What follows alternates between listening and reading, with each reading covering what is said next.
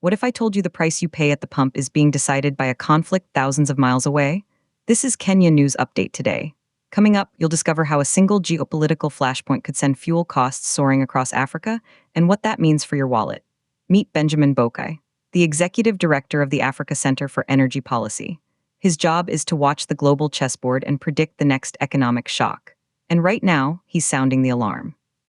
The escalating conflict in the Middle East is about to hit you where it hurts. But here's the twist. Ghana, and by extension many African nations, are completely exposed with no shield against the coming price surge. This isn't just about oil. It's about your commute, your food prices, and your family's budget. The fuse is lit. The question is, how big will the explosion be? Benjamin Boakye sat down for an interview on Joy FM's Top Story this week. And what he revealed should make every consumer nervous. He noted that international oil prices have already surged by nearly 8% in recent days. That's a massive jump in just a matter of days. Why? Pure market anxiety over tensions involving the United States, Israel, and Iran. It would be ideal if the conflict does not escalate because we have already seen almost an 8% jump, he cautioned. But here's the part that will blow your mind. If it intensifies, you can expect prices to go even higher. This isn't a maybe, it's a when. And then something shocking happened. The uncertainty itself became the fuel for the fire. Many believed negotiations were ongoing, and suddenly we are seeing renewed hostilities. That uncertainty is what makes the market nervous, Boakye explained. So what does this mean for Ghana, and what lessons does it hold for Kenya? The system is brutally simple. Fuel pricing in Ghana operates on a pass-through system. Increases in global crude prices are typically transferred directly to consumers. Industry players will seek to recover their costs, Boakye stated. Unless there is some form of intervention from government on taxes, increases will be passed on. But even government has limits when prices rise beyond a certain margin. Imagine a tsunami of cost, and your government can only build a small sandbag wall. That's the reality. For now, Ghana may not face immediate fuel supply shortages, but the country remains exposed to every single fluctuation in international benchmark prices.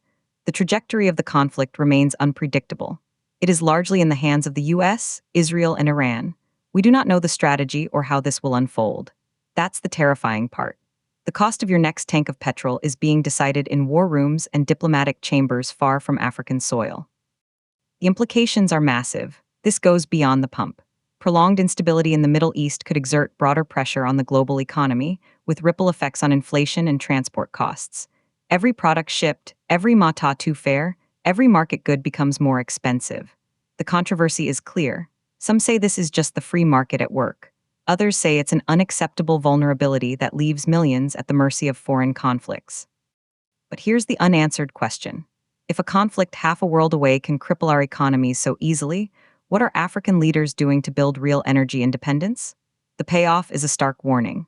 De-escalation remains the most critical factor in preventing further strain, but hope is not a strategy. The key indicators to watch are sustained movements in global crude oil benchmarks and any production adjustments by major oil-producing nations. For consumers, the message is to brace for impact. Do you think African governments should absorb these price shocks to protect citizens, or is passing on the cost the only realistic option? Drop your take in the comments. And subscribe to Kenya News Update today for more breaking news that connects global events to your daily life.